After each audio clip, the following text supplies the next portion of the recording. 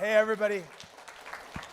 Hey, everyone. My name is Greg Baugues. I run a thing called Hi Labs. It's a thing. It's basically a blog. I've been experimenting with AI for about the last year and a half. I'm the last speaker before Hack Night here, and I've had the privilege and opportunity to spend a lot of time hacking with AI for the last year and a half, and I wanted to share just some tools and some ideas for how you can sort of get the most out of your own hacking. Just as a show of hands, who here is staying for the Hack Night tonight? Awesome. And just as a show of hands, who here, I know we've done this a little bit before, who here has an AI or an LLM-based app in production today? Amazing. So a few, like not a ton. Who has worked with, say, the OpenAI APIs or the Anthropic APIs? So again, if you look around, maybe like half the room, which means that the other half maybe haven't, right? But you're still here today because you want to learn, you want to know how to get started, and a lot of this stuff is really complicated, or it seems complicated, it seems intimidating, and my hope is over the next 20, 25 minutes, we can talk about some strategies, how you can dip your toes in and get started, and if you are already getting started, I want to talk about some building blocks that you could use so that you can speed up your hacking, so that you can start building some hacks that will turn into production apps that will ultimately help you do your job better, or help you save money, or help you be more efficient, and really like take advantage of these new capabilities that these new tools have unlocked.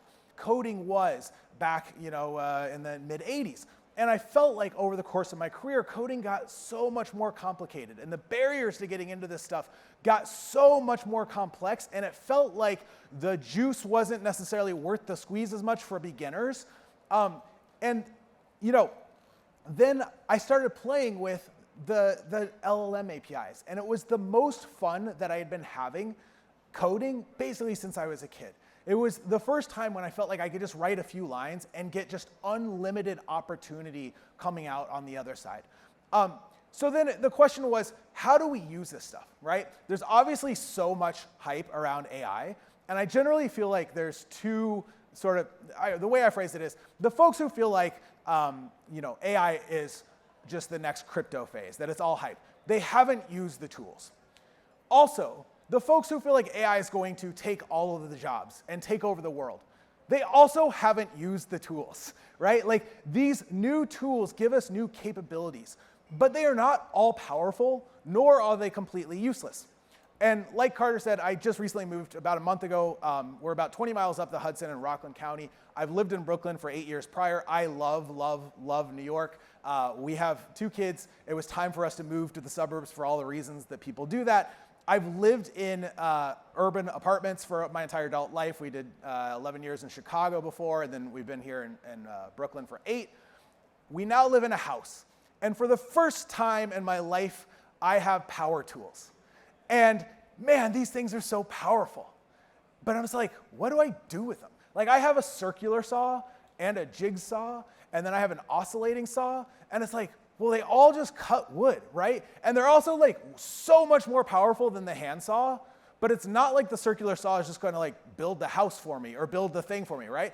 And so a lot of the first few months of like setting up a workshop and stuff was figuring out, how do I use these tools to do jobs around my house? And what I did was I built a workbench, right? And that was like, I watched YouTube and I learned how these different tools work. I learned how to like keep myself safe and not like cut my fingers off.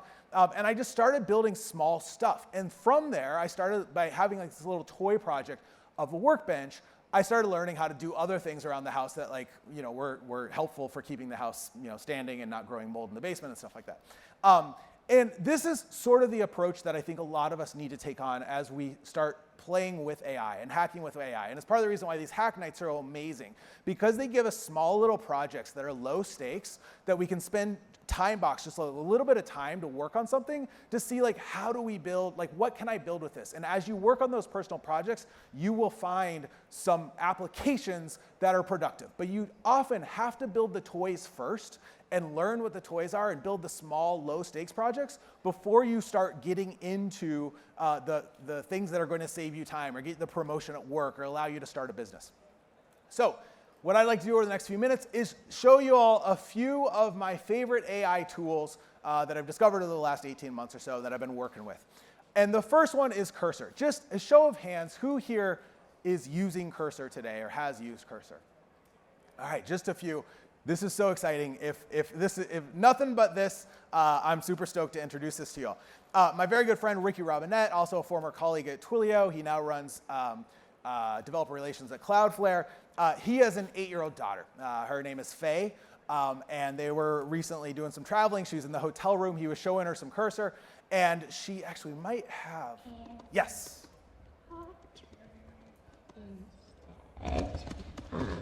Hello.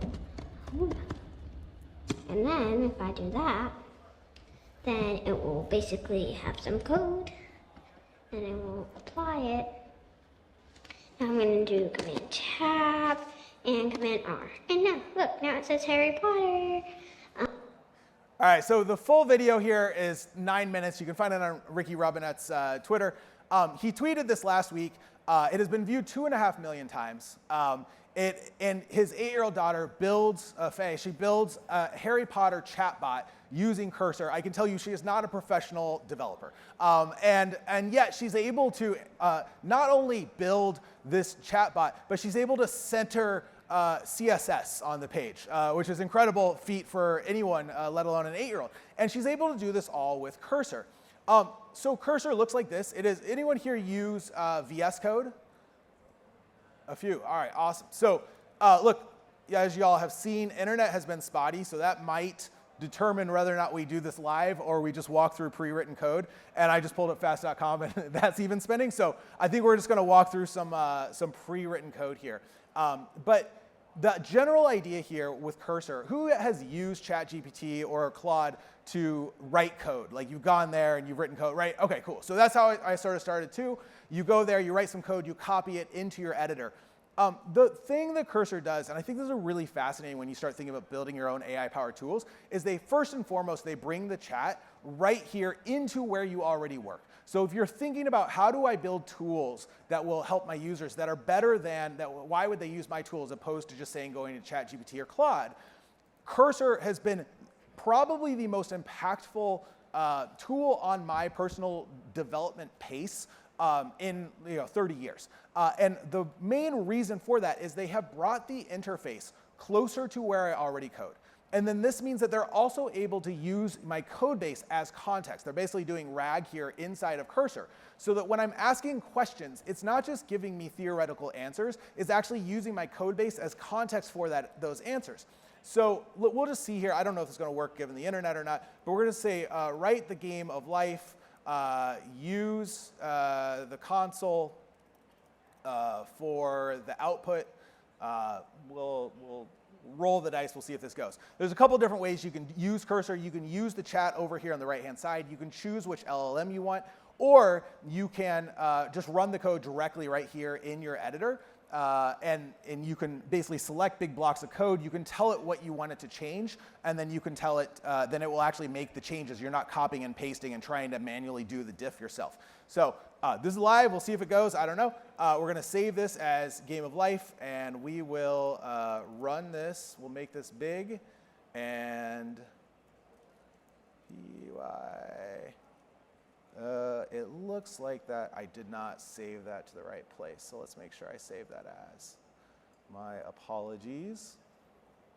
Yes, all right, here we go, Greg, and we will save that to the code folder, and that goes to DataStax right there, and now we'll do Python, Game of Life, there we go, and there we go. That is fully functioning Game of Life. That's what's called like one-shotting, right? So that we asked it to do the thing, it did the thing, and it worked the first time, right? And I don't know if anyone's ever tried to write this implementation. If I were, again, I've been coding most of my life. If I were trying to write this by hand, this is hours of work for me, right?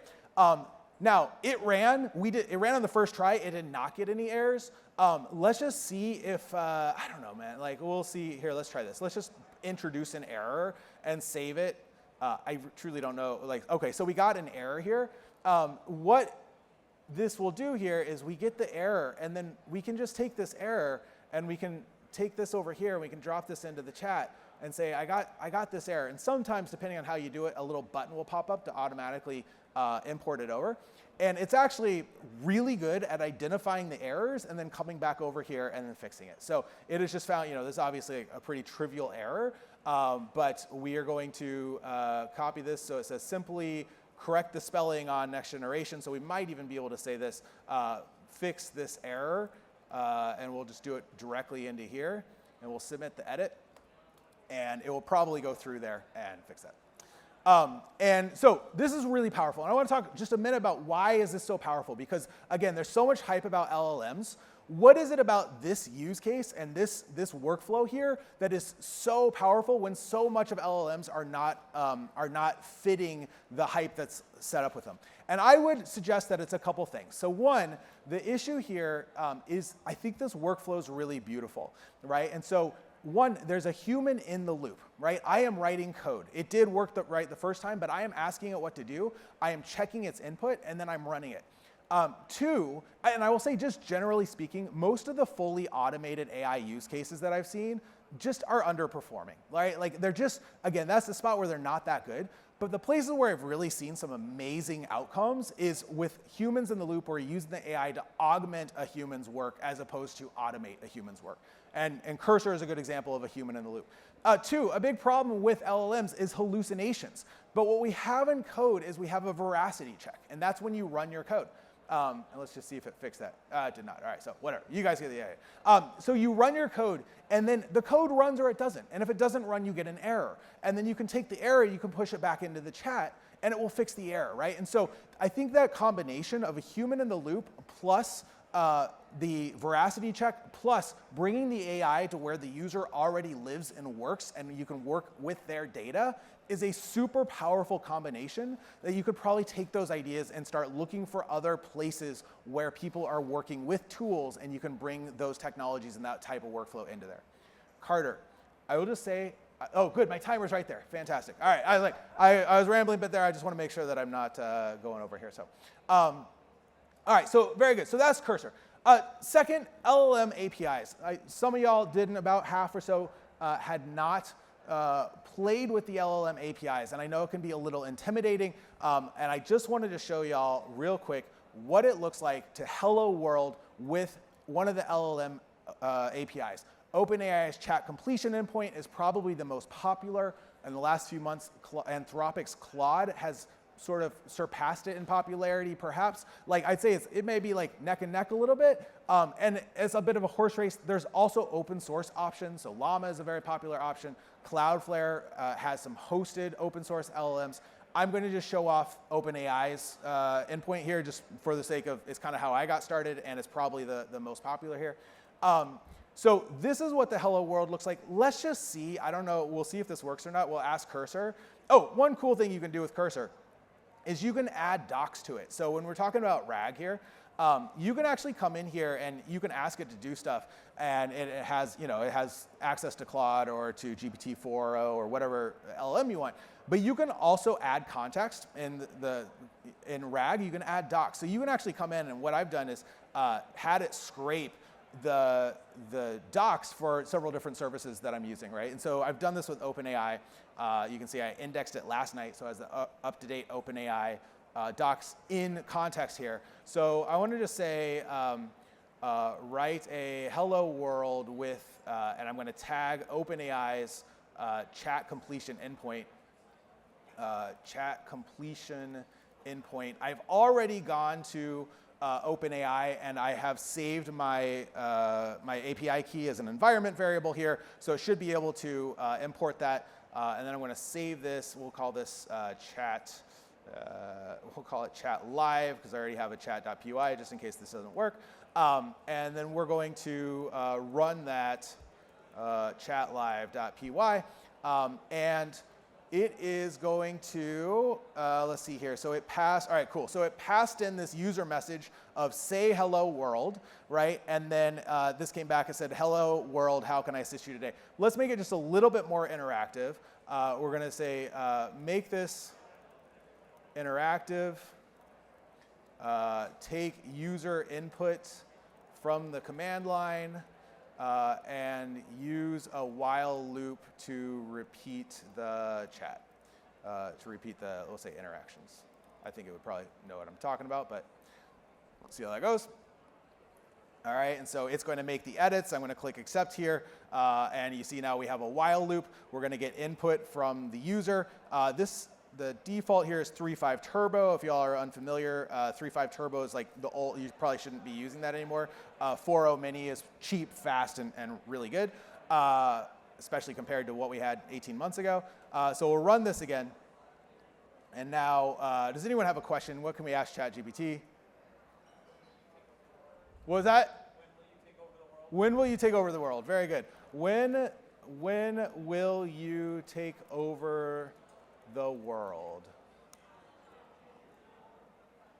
All right, very good. I don't have any intentions or capabilities to take over the world. All right, so we're all safe, so that's good. My purpose is to assist and provide information to users like you. All right, so this is Hello World, right? This is how you get started with this. And in, what is this, 26 lines of code. If we simplify this down, it's probably a dozen lines of code that we didn't even write. We now have the entire power of ChatGPT on the command line.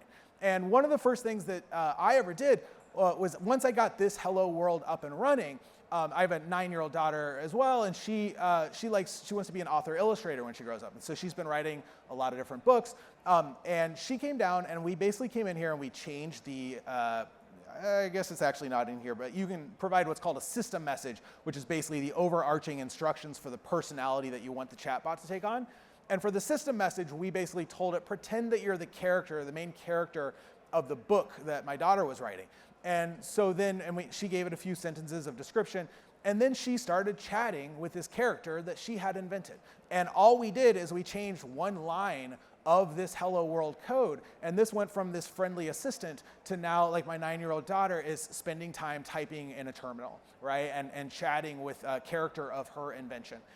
And so when I say that, like, the last 18 months I've been playing with this stuff, this is the most fun that I have had coding since I was a kid, right? And it's because these tools are so incredibly powerful with such little code. So if you haven't played with this today, so far I would just say, or if you haven't played with this stuff yet, so far I would just say, please install Cursor. Please try to Hello World with one of these LLM APIs and just build something and see where it goes from there. All right, let me tell you a little bit of a RAG story. We've been talking about this, so I'm not going to go super deep here. This is a little bit more of a personal story about RAG. So my father is a United Methodist pastor. He's actually retired. I am I guess you could say, a developer evangelist. I like to joke that I'm a second-generation evangelist. My dad used to prepare basically a 30-minute talk every Sunday, right? And he did this for decades, and this is what his Google Docs folder looks like. So this is his list of 2009 sermons, and so every single week he's preparing a new sermon. He has one of these folders for every year. He was a pastor for like 40 years. He retired. He got kind of bored. He was trying to and it was just, he felt disconnected from folks. And I was just starting to learn on this stuff. And, you could go to ChatGPT and you could say, like, hey, write me a sermon, but it wouldn't be in his voice, right? And it wouldn't be using like his illustrations and whatnot. I worked, like I said, as developer evangelist at Twilio for a long time. We wrote a lot of content. About 10 years ago, Carter, I don't know if you were on the team at the time, we all read this book called, what was it called? Welcome to the Funnel by Jason Miller. And he talked about this concept called turkey carving, right? And the idea behind turkey carving is Thanksgiving dinner comes, you spend all of this effort, you spend hours and hours and hours cooking a meal, you make the turkey, you make all the stuff, and then man, isn't it a shame if you just eat only one meal after all that prep and then you don't ever touch the leftovers? But the best part of Thanksgiving is often you've done all the prep and then you have leftovers. And for the next few days, you're making turkey sandwiches and you're making soups out of the whatever, And so the idea is you spend all this time writing content, for those of you who are working in marketing functions or whatever. And then so often, the cost of repurposing that content is so high that we never actually get around to repurposing it. But these new tools have actually made it relatively easy to repurpose content. So the very first thing I did with my first RAG app is I imported all my dad's sermons, and then we built this thing where he could basically write newsletters, and he could just send it a topic, it would create something for him, and then he could send it out to folks who were on his newsletter. This is in contrast. Obviously, as soon as these APIs came out, these tools came out, there's a big concern about what's now called slop, which is basically bad AI-generated content, right? This guy is Simon Willison. Highly recommend following him he's one of the creators of Django, I think. And he's just an incredible journalist documenting a lot of this stuff. And he defines the internet, he didn't come up with this definition, but he's kind of like spread it. Slop is AI-generated content that is both unrequested and unreviewed. So it's like low quality, low value content that like nobody asked for. And that's different than what we're talking about when we're using RAG to generate and to repurpose content that you've already created. Right, so obviously if you were to come into ChatGPT, just ask it to write a blog post about RAG, it would have that tone of voice that we're all become familiar with, whatnot. Instead, let's go over this. Instead, what you could do, and you've seen a lot of products pop up around this, is you can take the content you already have and you can use these tools to repurpose it into blog posts, into tweets, into whatever. Now, the question is, if these tools already exist, why would you as a developer want to do it? It's because the programmer's credo. We do these things not because they're easy, because we thought they were going to be easy, right? And so, again, a lot of these tools that we're talking about, we'll see if I have 2 minutes left, so I'll show you a couple of the things that we built here. It's so easy to get started. I will say oftentimes, if there's a big problem with all this AI stuff, is the demos are amazing. Getting it to production can be hard. So as you're trying to evaluate, should you buy the tool, I would say play with it first, build your demos first, and then once you've built the demos, maybe consider going out and just like paying the $100 a month to a vendor who's actually thought through all the production stuff, right? But it's really, really valuable for you to get in there, build some demos yourself, build some toys yourself to figure out the concepts behind how these things work. I know we have this is the last tool here, speech to text. It's a little bit different than what we've been talking about. And I know we have a lot of financial services folks here, and a lot of the financial services, the banks and whatnot, you have call centers where you're having you're getting a lot of data coming in from customers, or maybe there's things like earnings calls and you want to generate content based off earnings calls. There's several APIs out there for speech to text. Assembly AI is one of my favorites. OpenAI also makes one called Whisper. And just to show a quick example here before we wrap up, a few hours ago, we had this panel standing right up here on stage, right? And I was in the back with this little voice recorder right here, right? And so I just recorded that. And let's see if I have it here. Yeah, we got it right here. To be able to have that hyper-personalization is an area that we're seeing, and also, as I mentioned, in the contact center. We're starting to see now, how do I make what I have more? All right, so you can tell the recording's not great, right? There's a lot of background noise. It's just this, relatively cheap recorder hanging out in the back of the room. I wasn't plugged right into the soundboard or anything.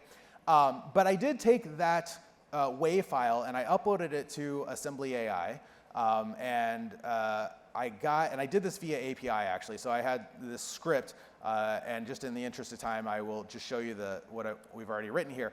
But again, I had Cursor write this script, and I imported Assembly AI's docs into here, and I uploaded this panel.wav, and it gave me back a transcript. And that transcript looks like this, right? And so, and that's about what we all see as well. We're implementing 10A, et cetera, et cetera. So this is the full transcript from that panel from just a couple hours ago. And then I took that and you all saw David's talk, you saw Carter's talk, talking about breaking your data up into chunks and then putting it into a vector store. I put that here. I just very kind of crudely broke that up into chunks. And then I imported those chunks into Astra.